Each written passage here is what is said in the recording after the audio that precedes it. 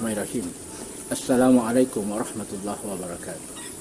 Innal hamdalillah nahmaduhu wa nasta'inuhu wa nastaghfiruh wa na'udzu billahi min syururi anfusina wa min sayyiati a'malina may yahdihillahu fala mudilla lahu wa may yudlil fala hadiya lahu. Asyhadu an la ilaha illallah wahdahu la syarikalah la haula wa la quwwata illa billah.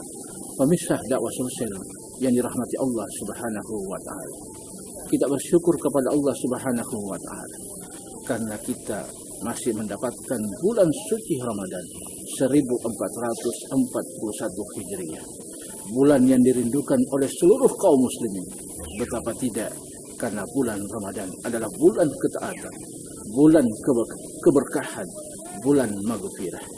Tapi disadari saat ini pula kita berada pada sistem sekularisme, sistem yang memisahkan agama dengan kehidupan. Agama hanya mengatur dalam perkara ibadah ritual saja, dalam perkara sholat, puasa, haji, dan lain sebagainya. Tapi dalam perkara kehidupan bermasyarakat, Islam belum nampak, bahkan tidak kelihatan.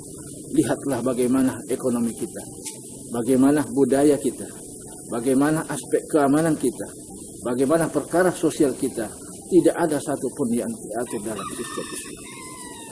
Misalnya dalam sistem ekonomi bisa kita lihat bagaimana negara mempertontonkan ekonomi yang tidak diridhoi oleh Allah Subhanahu wa taala.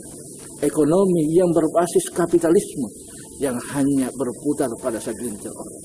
Islam tidak mengenal sistem ekonomi kapitalis, tapi Islam dibangun oleh sebuah sistem yang diatur oleh Allah Subhanahu wa taala. Sistem ekonomi kapitalis berbasis riba, berbasis bunga, tapi dalam sistem ekonomi Islam tidak mengenal riba. Mengapa? Karena Allah Subhanahu wa taala sudah menjelaskan secara detail di dalam Al-Qur'an sebagaimana disebutkan oleh Allah Subhanahu wa taala, wa halallahul bai'a wa harrama riba. Allah telah halalkan jual beli dan haramkan yang namanya riba. Lalu apa yang disebut dengan riba? Oleh para ulama menjelaskan kepada kita bahwa yang disebut dengan riba adalah kullu qardin ziyadatu naf'an. Setiap utang piutang yang memberikan manfaat. Dan ini tidak hanya terjadi dalam aspek individu saja. Tidak hanya dilaksanakan oleh masyarakat kita, tetapi negara telah mempertontonkan bagaimana model ekonomi yang berbasis bunga. Bukankah data yang disajikan kepada kita pada Februari 2020, utang negara sudah mencapai 6.300 triliun. Dan ketika dia harus membayar kepada tempat dia berutang, maka tidak hanya membayar pokoknya saja, tapi dia juga membayar bunganya. Nah, dalam pandangan Islam, bunga itu adalah merupakan riba.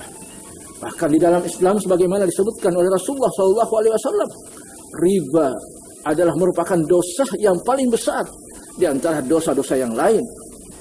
Bisa kita lihat jamaah yang berbahagia, bisa kita lihat bagaimana Islam telah menggambarkan bahwa dosa riba ada 73 tingkatan. Dosa yang paling ringan adalah sama seperti seorang anak laki-laki yang berzina dengan ibu kandungnya sendiri. Tentu ini adalah ngeri sekali. Bisa dibayangkan ketika dalam sebuah masyarakat mengadakan sebuah pesta, menghadirkan ada 36 perempuan, lalu kemudian ada seorang laki-laki yang berzina bergantian sampai 36 kali. Itu sama dosanya dengan orang yang memakan riba. Oleh karenanya, riba ini tidak bisa dipertahankan. Inilah yang mesti kita renungkan, karena Allah Subhanahu wa taala telah menjelaskan kepada kita sekalian bagaimana Allah Subhanahu wa taala mengharamkan yang namanya riba. Bahkan Allah mengancam kepada orang-orang yang beriman dan bertakwa, ya ayyuhalladzina amanu ittaqullah ma baqiya minar riba in kuntum mu'minun. Allah Subhanahu wa taala dengan jelas mengatakan, hai orang-orang yang beriman, bertakwalah kepada Allah Subhanahu wa taala. Tinggalkan sisa-sisa riba yang kalian belum pungut jika kalian benar-benar orang yang beriman kepada Allah Subhanahu wa taala. Apa ciri orang yang beriman? Tidak lain adalah taat, patuh dan tunduk terhadap apa saja yang disyariatkan oleh Allah Subhanahu wa taala. Dengan memakan riba, itu adalah bentuk ketidaktaatan kita kepada Allah Subhanahu wa taala.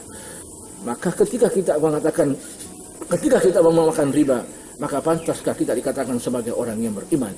Inilah yang perlu kita renungkan. Semoga puasa kita betul-betul puasa yang bertujuan untuk meraih ketakwaan kepada Allah Subhanahu wa taala. Billahi fi sabilil haq.